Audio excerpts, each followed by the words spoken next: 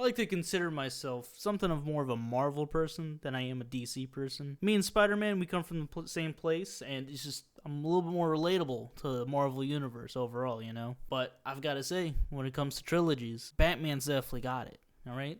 The Dark Knight trilogies cook. And you know what else really cooked? The Arkham Asylum games. Spider-Man is cool and all, but he did need Mickey Mouse to step in so he could actually have a trilogy of movies to happen. Unlike Batman, he just fucking did it. That's because he's got more money. The Arkham Asylum games have been out for well over a decade now. I've got to say, I've heard a lot of good things about them, and I understand why. Over the course of this past month, I've done absolutely jack all at work, and I thought, what better time to spend my time at work than playing Batman and all the Arkham games that I got free thanks to Epic. If you've read the title of the video, yes, I did play all 3 games entirely at work, but that's really all there is to that. Unfortunately, I can't really record much because of my gaming laptop having limited room to work with, so a lot of this is going to be trailer footage and other people's gameplay that I will credit down below. Needless to say, this video is going to have spoilers for all 3 games, and I mean, it's been out for over a decade. You've either played it at this point, or if you're me, you haven't, and you still want to avoid things to click off the video. If you don't really care and you're still going to play it eventually, then just keep watching. Like I said before, I was sitting there at work doing absolutely nothing, and then just thought, this idea just came to me. It's like, if I'm going to sit here and do absolutely nothing, I could also get paid to finish some of my backlog games that I've got. And with that, I brought my gaming laptop to work with me. I already had Arkham Asylum installed on my laptop from when I worked at a previous job, but that was, you know, neither here nor there. But I never started it, so I was like, you know what? This seems like a good starting point to having me play some games. And now, since I played all these games back to back, it just kind of makes sense to me to talk about these as all one ever-evolving story. And it is kind of cool to see how going from Asylum to City into Arkham Knight, how these games evolved from each other. Now, a lot of what I'm going to talk about is going based off of memory. And like I said, I played these over the course of a month in between work. I also read a book in between this time, alright? I really don't do a whole lot at work. Starting off, again, with Arkham Asylum, it starts off with you bringing the Joker to the asylum, and it turns out that's exactly what the Joker wanted. The Jonkler rocks the shit out of some poor guard, blows his shit smooth right off, and then makes his great escape. Meanwhile, Batman's too busy aura farming this fucking window, beating it, showing it what domestic violence looks like before he gets out, and the Joker gets away. And you are immediately thrown into the combat as soon as this cutscene is over. I've got to say, I've heard time and time again how great the combat is for this game, but then you start rocking people's shit. Batman is moving so fast, like a ninja, as you would expect Batman to do. He's also hitting like a goddamn freight train, alright? He is punching these people's shit like smooth off. And not to mention, when it comes to finishing them, you can do this on the ground finisher, and he's got this affinity for just like punching them in the dick. Everybody hears the jokes about Batman not wanting to kill, but after what Batman has done to some of these people, I would really want to be dead, alright? It's kind of brutal. From there, it is pretty much a standard, almost Metroidvania kind of game, where you kind of run around the island of Arkham Asylum, going back and forth between certain areas to collect upgrades to access another area, complete puzzles, stuff like that. Now, there are stealth sections, obviously, since this is a Batman game, where you will get X amount of enemies in an enclosed space, and you will try to take them out as stealthily as possible.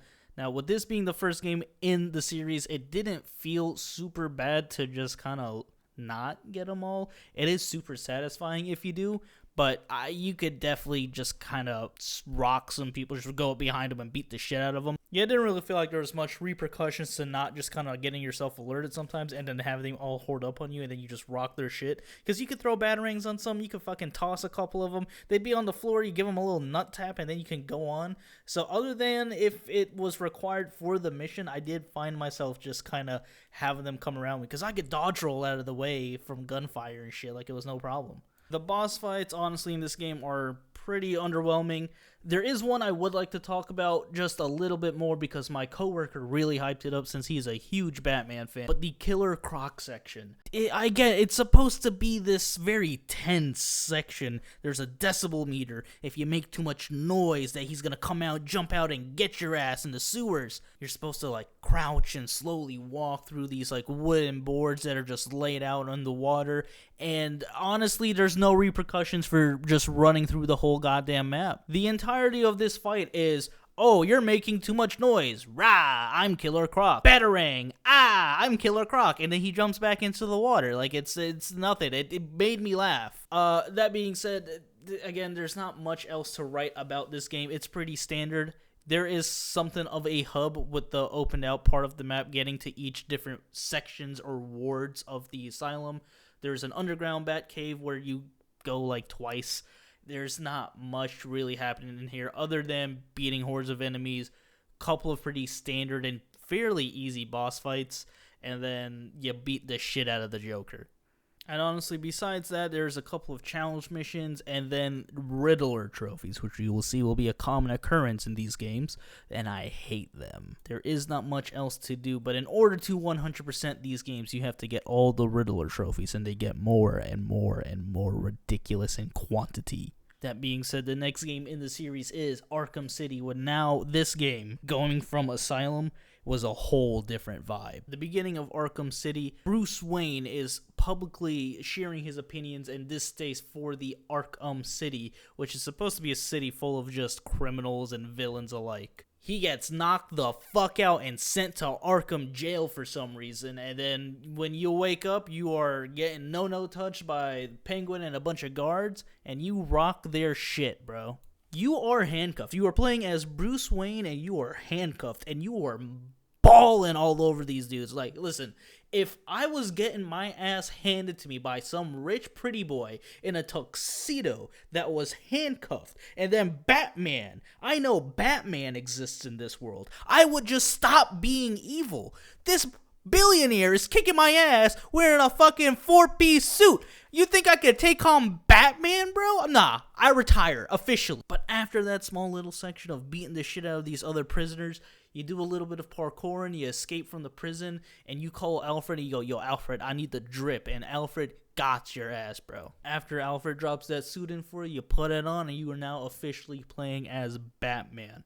It gives you this great little overview of the city and all the different sections and areas that you will have to play and explore, and let me tell you, it is like 10 times the size of Arkham Asylum. Now, Arkham Asylum and Arkham City both came out on the Xbox 360 and the PS3, but my god, the visual upgrade in Arkham City is stunning. They are pushing the limitations of that game, which is honestly a shame comparing that game to some of the games we've seen today, and it just really makes you think what is going on with Big Corpo and your video games these days. But after they do their little bit of flexing around the city and showing you where all you can go, you can just start playing as Batman, and it feels really nice to traverse the map, honestly. You get to use your grappling hook to basically Spider-Man swing around the city, but then also launch yourself and glide. Now, if you've played the new Spider-Man games, I think you can kind of see where they got some of their inspiration from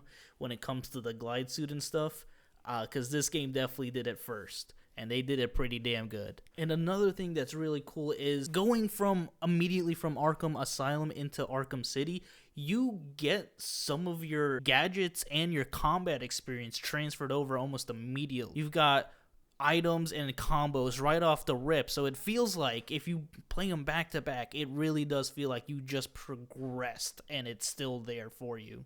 Not to mention all the other goodies that you get to upgrade and all the other skills and combat stuff you get later on.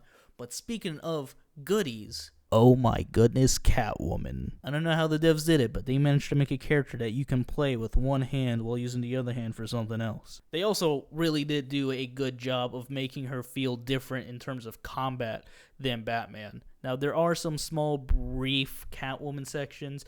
They aren't super long or in-depth, and you do get a separate, skill tree to kind of flesh out all of her stuff, but you're never really going to ever play as her, so it felt kind of pointless to upgrade all of that. 'Cause there's a lot to give her, but you're never ever gonna use all of it. My only other major gripe with Catwoman is her traversal around the map. Now, she has what feels like the whip of infinite range, and compared to Batman, it's definitely just not as fun as moving around with her, but she just gets some crazy distance with her whip. And then once you do hit the corner of a building or a gargoyle, you'll have to like leapfrog your way up the side of the building.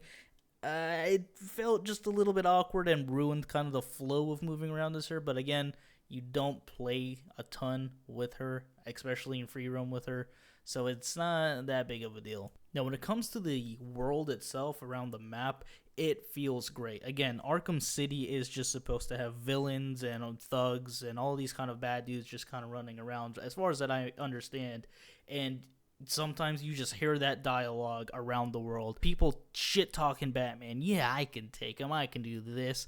And then you drop down on them and you rock their shit, and then they're begging on their knees. Yeah, and this being Batman, he is breaking necks and punching people in the dick for some reason. And again, they took everything from Asylum and then upped it in City. Predator sections or the stealth sections have more additional challenges when it comes to some of them. Not being able to target certain enemies at first, you kind of have to plan out your plan of attack on how you want to take down some of the enemies. The boss fights, again, there's one thing that's really disappointing about these games is the boss fights themselves aren't necessarily hard, but they are fun. The two that really stood out to me and I really enjoyed was the Solomon Grundy fight. Is just fun. I mean, you punched a dude's heart, all right? Like, it's kind of raw, bro. That's aura farming at its finest. And again, because I guess Solomon Grundy is technically a zombie, Batman's not really killing anybody, so it's okay to punch a man's heart out. You know, it's pretty cool. You know, there's no blood. It's all green goo. And the other fight that I really, really enjoyed was the Mr. Freeze fight. Now, it took all the stealth stuff that you've got, and it even lets you use some of the gadgets that you've acquired up until that point to kind of trick Mr. Freeze or, you know, take him by surprise to assault him, since you can't just fight him head on. And once again, the bane of my existence, which is not actually Bane, is the Riddler. Now that you have Arkham City, which is a giant map, there's a bunch of fuck-ass riddle trophies that you've got to find, and a bunch of riddles that you've got to do. And then some of the trophies you can't even get because you have to play as Catwoman, which you don't really play as Catwoman all that often, so it makes it even double fucking annoying. And it's really just fucking stupid, and I hate the Riddler and all his stupid little fucking gags. But besides that, Arkham City is what you would expect from a sequel and then some. They really pushed the envelope with that game, and it is just phenomenal in every aspect. Then they did the unthinkable when it came to Arkham Knight. Said, what if we made the most video game of all time? And let me tell you, the first 10 minutes of this game just had me mesmerized. Again, spoiler alert. So in the last game, the Joker did die. Boo womp. And in the intro for Arkham Knight, you are staring at the face of the Joker. Now, I'm gonna admit, I felt pretty stupid. I was just there staring at this corpse, and then I pushed the button. I was like, oh, something happened. Flames. And you keep pushing the button, and then you are cremating. Yes, you, the player, are cremating the Joker actively. And I was like, oh shit, that's kind of fucking cool. Again, I do not know much about Batman, but the intro for this game really, really sold it for me. You are in the first-person point of view of a cop. You're being told some dude is, you know, doing some shady shit. You go over and you look at him, and he's a goddamn motherfucking demon, and he throws some shit in your eyes. Next thing you know, the entire cafe around you is full of demons, and you are being mauled to death.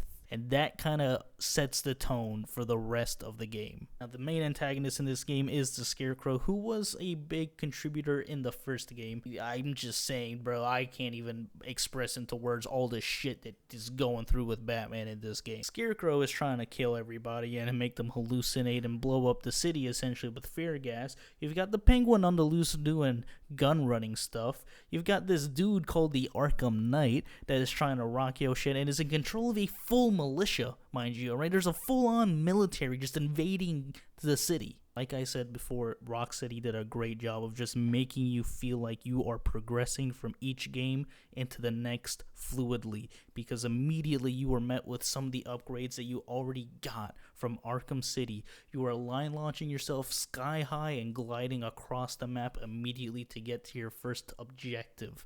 And then from there, you're met with the Batmobile.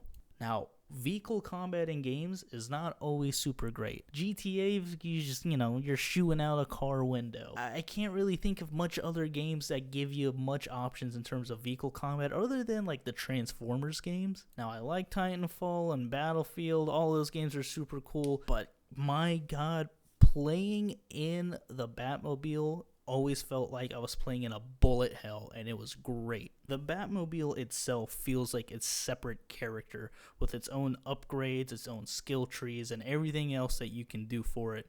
But like I said, it feels like playing in a bullet hell in some of these sections with it. Not to mention, they also did a great job of even incorporating stealth with the Batmobile. It just felt so full and so complete that I didn't feel like I was being like, oh no, it's a Batmobile section, it was like, oh man, I've got all these fucking dudes I gotta take care of. And again, even if you just use the Batmobile because the city is almost bigger, like I think it's like 10 times or 15 times bigger than city now, you can use the Batmobile as an actual method of moving around the map when calling it in after you skydive off of a building and dropping straight into it and then launching yourself forward. The car feels great to drive for a game that's revolving around combat and beating the shit out of people. Driving feels great. I'm saying that you're plowing through cars on the road, debris, construction material, knocking out concrete pillars because it feels like what you would expect the Batmobile to feel like. Again, with new upgrades, new abilities, new gadgets that you have in this game. Although I gotta say my standout one was the ability for the Batman to finally pick up bats like he was intended to.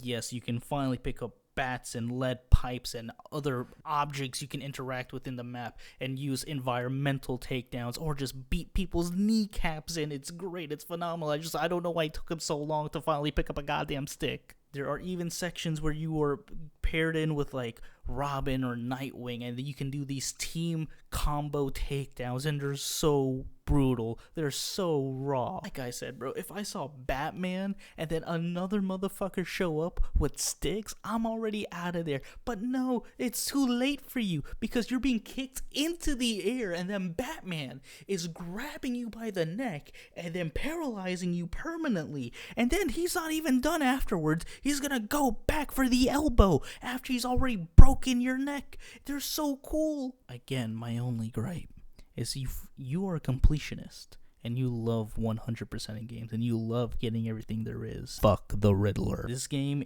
again, is even bigger than City, and I think there was like almost 400 trophies to collect. You know how many goddamn fucking rooftops and alleys there are in this game? I'm not wasting my time finding all these fuck-ass Riddler trophies, not to mention all the other fuck-ass Riddler challenges that are scattered throughout the map. If you do have the sanity, and God bless your soul if you do, to do all of that plus all the other side missions, which are honestly super fun to do in their own right, you get rewarded with the Nightfall Protocol cutscene. Again, if you love Batman, you might think this is the greatest thing ever. I did just look up a video of it because fuck you, Riddler. When it comes visually to Arkham Knight, I think this game came out in 2015. It's stunning. It holds up so well. Again, a decade later, and I don't think that there's really much you can do graphically. These games are getting so ridiculously large, and Arkham Knight is still a decent-sized game. I think it was like about 50 to 60 gigs when I downloaded it on my laptop, but it still looked great, and it had the content to back all that size up. This game, it holds up to time. Honestly, if you told me this game came out like a year or two ago, I would believe you. The game is also so optimized for PC that the fans on my gaming laptop never even kicked on, which could be said for all the games that I played. But it never ran hot or anything. I didn't even have it running in a like gaming mode. It just played buttery smooth and it looked great the whole time doing it. There's Arkham Origins, which I do not own yet, but I do plan on visiting that game at some point. I've been told it's pretty good in its own right. It's not made by Rocksteady, but I do believe it was made by Splash Damage, and I'm pretty much a fan of Splash Damage games. There's a couple of them that I've played in the past that I do enjoy, so I can only assume they did it pretty well. but I do know people did not like this game initially. I know there is a VR Batman game, which I do own a VR headset, but maybe that's something I could also do in stream and maybe even punch my monitor out while I'm at it, you know, accidentally smack a child. Whoever's in my way is gonna get it, you know, it's VR. But honestly, one of the main reasons I did want to really visit these games was the new Lego Batman game that was announced that has the Arkham style combat, and I do really enjoy Lego games. And I was really thinking of possibly doing the latest Lego Star Wars trilogy games that came out. But yeah, I mean, besides that, I don't really have much else to say, but the Arkham games are phenomenal. If you haven't played them, you should definitely get them. I do believe if you get them on Steam, they're going to be super cheap. I was fortunate enough to get them from Epic for free. Definitely pick these games up if you are on Steam. If you ever get them on sale or anything like that, they are definitely worth a play. With that being said, I don't really have much else to say. So I guess subscribe, otherwise Batman's going to punch you in the dick. And tune in next time when I play something else.